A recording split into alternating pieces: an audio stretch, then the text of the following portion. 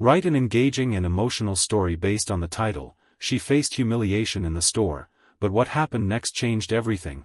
Begin the story with hook who joins the viewers at the end. Immediately capture attention, also motive viewers to like video and subscribe the channel. Develop the plot with emotional depth and relatable characters, including key challenges and their resolutions. Ensure the story maintains a smooth pace suitable for an 4,000-minute YouTube video, leaving a strong, inspiring message by the end. Plain paragraphs but long story as you can based on 2,000-word estimate. Imagine this: you're in the checkout line at your neighborhood grocery store, arms loaded with essentials you can barely afford, and suddenly, the cashier's voice rings out like a judgment from on high. "Ma'am, your card's declined." Again.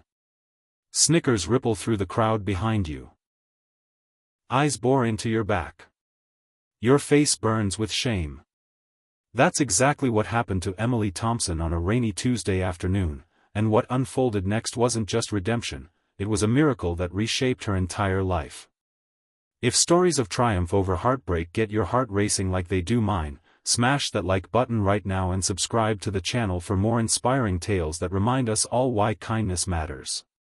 Hit the bell icon too, so you never miss an upload. Now, let's dive into Emily's story.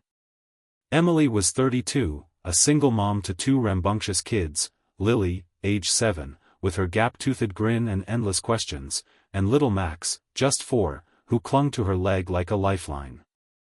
Life hadn't been kind to Emily.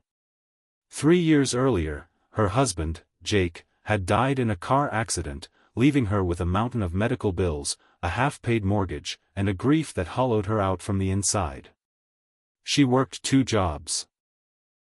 Days at a diner slinging greasy plates, nights folding laundry at a 24-hour laundromat. Sleep was a luxury she couldn't afford, and neither were the little extras that made life bearable. But she pushed on for her kids, pasting on a smile even when her world felt like it was crumbling. That fateful day started like any other. Emily had scraped together just enough from her tips to hit the store for groceries. Her pantry was bare. Cereal boxes empty, fridge echoing with nothing but a wilted head of lettuce. She loaded her cart carefully, generic brands, day-old bread, canned soups on sale.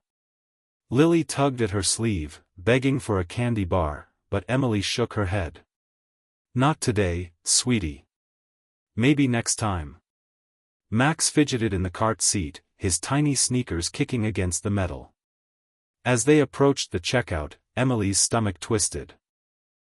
She knew her bank account was teetering on the edge, but she'd calculated it down to the penny. Or so she thought. The cashier, a stern woman named Brenda with a name tag that seemed perpetually crooked, scanned the items with mechanical efficiency. Beep. Beep. The total flashed on the screen, $87.42. Emily pulled out her debit card, her hands trembling slightly. She swiped it, punched in her PIN, and waited.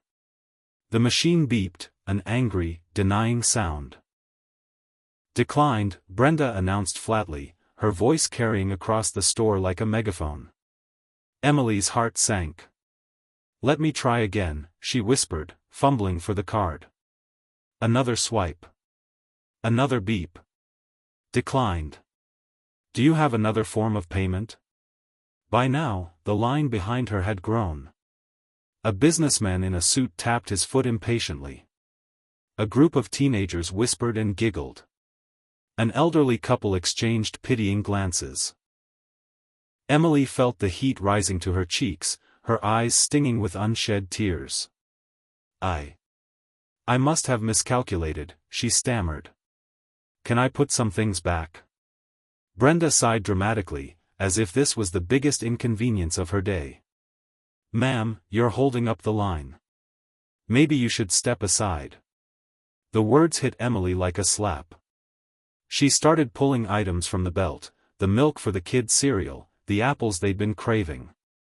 Lily's eyes widened. "Mommy, why?" Max began to whine. That's when the humiliation peaked. A woman in line behind her, dressed in designer clothes with perfectly manicured nails, muttered loudly enough for everyone to hear, "Some people shouldn't shop if they can't pay. It's embarrassing."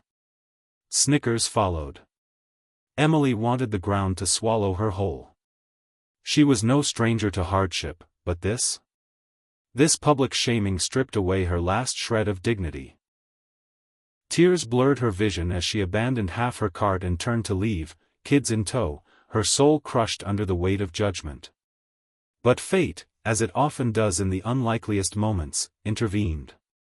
A soft voice cut through the murmurs. "Wait." Emily turned to see a man in his late 50s, unassuming in jeans and a faded flannel shirt, stepping forward. His name was Harold, though she wouldn't learn that until later. He had kind eyes, the kind that had seen their share of pain, and a gentle smile that didn't judge. "I'll cover it," he said simply, pulling out his wallet. Brenda raised an eyebrow. "All of it?" Harold nodded. "And throw in that candy bar for the little one." Lily's face lit up like Christmas morning. Emily was stunned. "Sir, I can't. I don't even know you." Harold waved her off. "We've all been there, ma'am. Pay it forward when you can." As the transaction completed, the store fell silent. The judgmental woman averted her eyes. The teenagers stopped giggling. Emily mumbled a thank you, her voice choked with emotion, and hurried out with her bags, kids bouncing with unexpected joy. But as she loaded the car, Harold approached again. "Hey, if you don't mind me asking, you look like you could use a friend. Here's my card. I run a small community center downtown. We help folks get back on their feet, job training, counseling, that sort of thing. No strings attached." At first, Emily tucked the card away, too proud to accept more help. Pride was all she had left after Jake's death. But that night, as she tucked Lily and Max into bed with full bellies for the first time in weeks, the memory of the store gnawed at her. The humiliation replayed in her mind, mingling with Harold's kindness. She thought of Jake, how he'd always said, "Asking for help isn't weakness, it's wisdom." By morning, she'd dialed the number. The community center was a modest building, walls lined with motivational posters and shelves of donated books. Harold greeted her warmly, no pity in his gaze, just understanding. Over coffee, Emily poured out her story, the accident that took Jake, the debts that piled up, the endless cycle of work that left her exhausted and isolated. Harold listened without interruption, then shared his own tale. 20 years ago, he'd been homeless after a factory layoff and a divorce. A stranger's act of kindness, a hot meal and a job lead, had turned his life around. Now, he dedicated his days to paying it forward. That meeting was the spark. Harold connected Emily with a financial counselor who helped her consolidate her debts and apply for assistance programs she'd overlooked.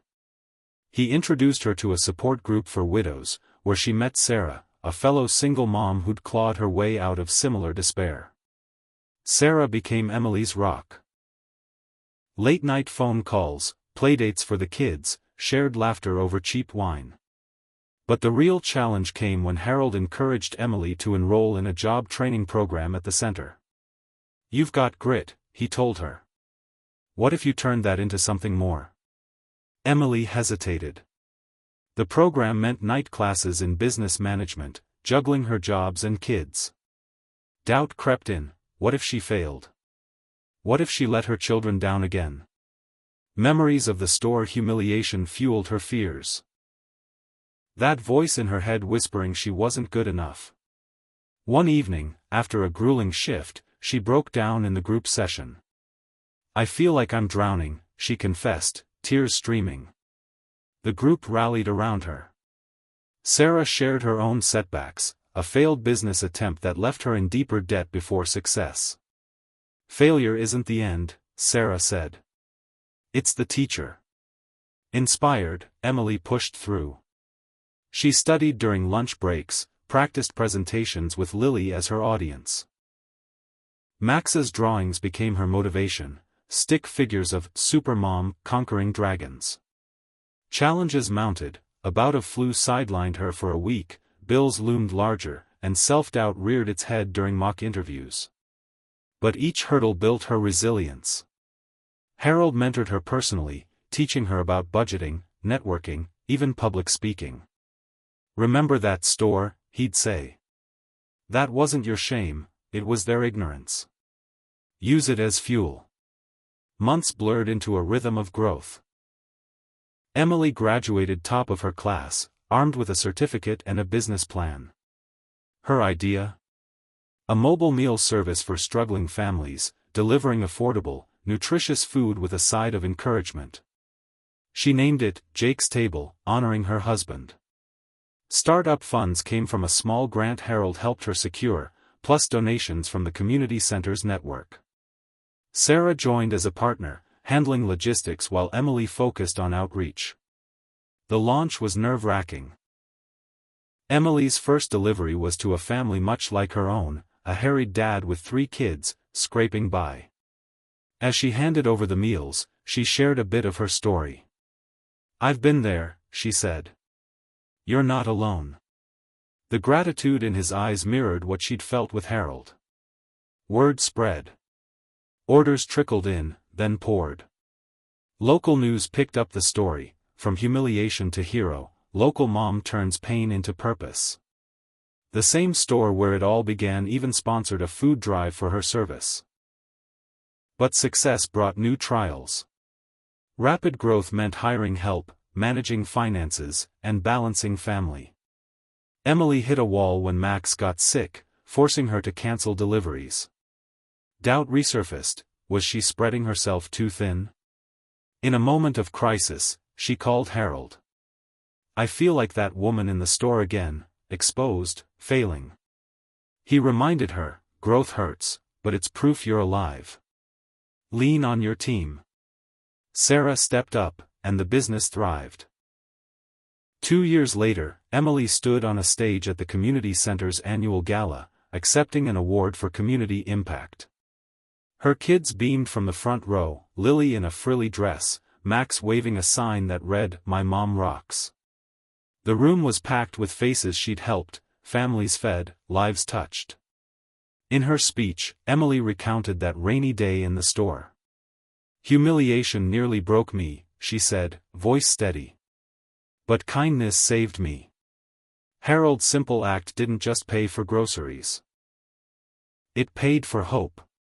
And now, I get to pass that on. As the applause thundered, Emily locked eyes with Harold in the crowd. He nodded, tears in his eyes. Later, over cake, he pulled her aside. "You changed everything, kid. Not just for yourself, for all of us." Emily hugged him, whispering, "No, you did." Today, Jake's Table serves hundreds weekly, with expansions planned. Emily's home is stable, her kids thriving, Lily in art classes, Max dreaming of superheroes. She's dating again, a kind teacher named Tom who understands her scars. But more than that, she's whole. The humiliation that once defined her low point now fuels her mission, to remind others that rock bottom is just the foundation for rebuilding. So, there you have it, the story of how one act of kindness snowballed into a life transformed. If Emily's journey moved you, if it reminded you that no matter how deep the humiliation, change is possible, then please, like this video, share it with someone who needs hope, and subscribe for more stories that prove the human spirit is unbreakable. What's your takeaway? Drop it in the comments below, I read every one.